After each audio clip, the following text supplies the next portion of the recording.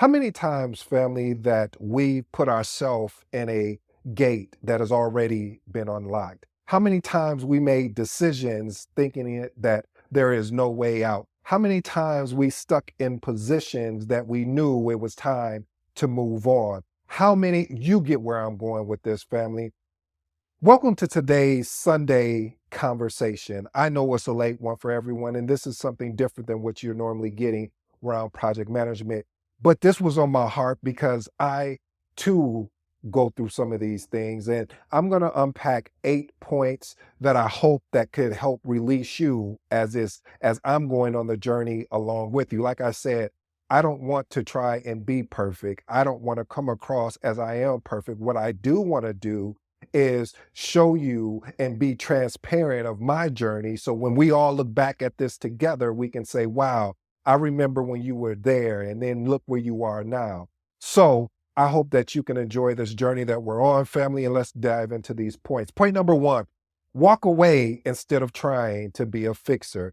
Family, if you're a project manager, if you're a leader of any sort, I don't even care if you're a leader. Most of the times, if you're someone that is always looking to help someone, sometimes you can fall into a category as a fixer. What is a fixer? A fixer is somebody that comes along and says, hey, I'll help you with that. I'll fix that for you. Meaning, and in your mind, you're thinking, hey, they're going to join in and helping me fix it. But then you find out you're the one fixing the problem while they're sitting back doing nothing. Ooh, you don't like that. Okay, let me see if I can be more clear and more transparent. Matter of fact, I'm going to wipe my feet off at the doormat and I'm going to knock on the door. Matter of fact, I'll ring the doorbell out of courtesy to say and show up at your front door so you can understand what I'm saying. What I'm saying, family, is that a lot of times we take on more than we were meant to take on. Sometimes you have to allow people to fight their own battles. Yes, you should help. Yes, you should be there. But the first things first, they have to want it. If they don't want it, then it's not even worth it. I always share this story. I heard a gentleman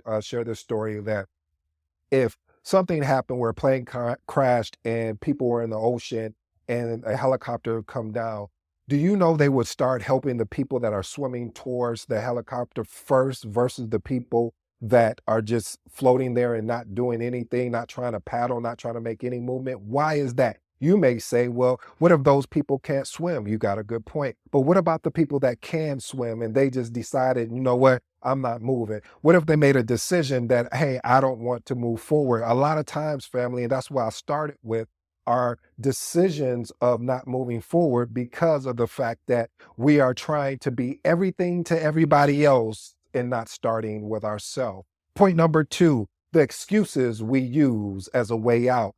You know, hey, I'm guilty of this, family. I'll use an excuse. I almost made an excuse today. You know, I was like, hey, I'm not even going to do Sunday conversations. They're not even looking for an episode for me today. They're checking for me on Monday because there was some technical difficulty. There were some things that I were running into, and it doesn't even matter. But the point of it all is that I almost made an excuse and found a way out because of the challenges that I was up against, but I couldn't let that stop me, family. I had to make today's episode because I don't know where somebody is at. They may be at a point of, I'm tired. I don't want to do this no more. I want to give up. And I want to use every reason why I can't move forward. This is for you. This is for us, family. Let's move on to point number three.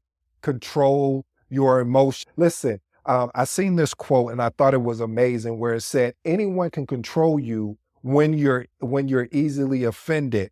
This definitely is something that we're always a work in progress, meaning that when someone says something, listen, I'm the first to like, conflict to me is no problem at all. But I realize a lot of times people will say certain things to you so they can control you, so they can get you emotional, get you in your emotions. And then you do something that you turn around and say, why did I do that?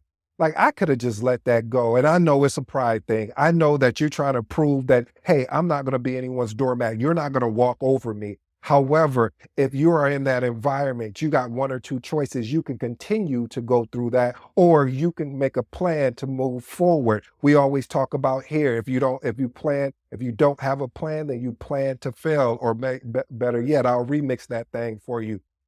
If you fail to get in a position during your planning process and then execute, then you might as well sit there and continue to do what you've been doing because it's not going to change. Let's move on to point number 4.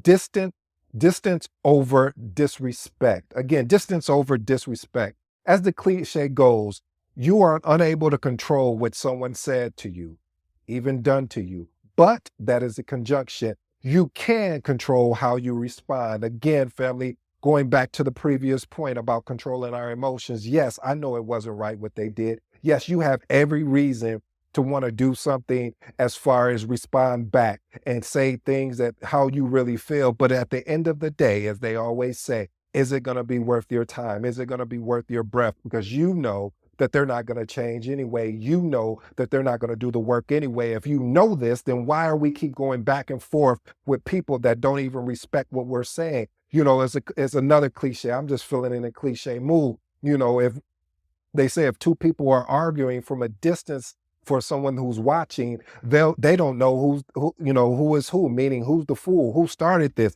So why am I going back and forth with somebody that I know already has refused to change? Point number 5, resourceful people over takers. Again, resourceful people over takers. Listen, you want to surround yourself with resourceful people. What are resourceful people? When you're down, they'll give you a call. When you're up, they'll give you a call, and vice versa. Takers, all they care is about them. When it comes time to do something where everyone needs to pitch in, they're the first one to run, or as they say, exit stage right. It's not fair. So if it's not fair, what are we going to do about it? Again, we're not going to have a pity party. We understand where they stand and let them stand where they stand. So what we can do, family, is start making an adjustment. An adjustment is slowly start pulling away, gracefully start pulling away, because if all they're going to take is that, then they're just going to continue to be takers anyway. Stop trying to change somebody. Stop trying to do for people that, again, do not want to give in return. Let's move on to point number 6, negotiating yourself out of opportunities. Family, I wish I could be honest with you right now, and I hope I don't get any judgment. But there's been many a times where I've negotiated myself out of opportunity because I was thinking, well, should I do this? You know, maybe it's not worth my time. And I start going down this whole roadmap, and then finally I just say, it's not even worth it. I love what the Black Leaders Worldwide said. They said, talking yourself out of opportunities because you don't feel like you're ready yet, it's time to jump. You are ready now. How many times you sat in a job where you said, hey, I am ready to jump. I'm ready to go, but you don't even want to put your resume out there. You don't want to apply for a job. Okay, you don't like that one. How many times have you sat in a relationship and you said, why am I sitting here and I know that it's time to jump? Okay, let me do one more for you since I'm feeling that great. Well, how many times have you told yourself that, hey, I'm going to get up in the morning, or sometime today I'm going to exercise, but yet you talk yourself out of it because you feel like you don't have the right equipment. You feel like you don't have the right trainer. You feel all of these different things, but yet it's time to jump. Let's move on to point number 7. Learn from the success and failure in life. Listen, family, having the ability to take what has worked and double down on it will move you faster. And then taking what didn't work and improve it and or remove it out of your life. Because a lot of times, family, they always say you can learn a lot more from your failures than you can your success. And I'm really starting to believe that more and more, because in your failures, you're like, yes, okay, how do I fix that? What do I need to do? What is the work that's going to be required? What's the skill set I need to navigate so this won't happen to me again? This is when you want to keep, watch this, family, a windshield view and a rear view approach. Ooh, I like that. Let me tell you why I like that, family, because with the windshield approach, you're always looking forward. With a rear view approach, you get caught up in the rear view and then you can't drive your vehicle forward. Matter of fact, you can't even walk forward. If you were to just continue to look behind you as you were walking, eventually you're going to run into something. And I'm going to tell you, it's not what you wanted in your life. So family, take these failures that you experience and learn from them and then grow from them. And then the successes that you have, double down, figure out ways to continue to have the success. And most of all, family, have the courage to experiment. This is what I'm doing today with Sunday Conversations. I just thought I wanted to experiment to see how the family would love this motivation, this inspiration, and most of all, this influence. Let's move on to point number 8.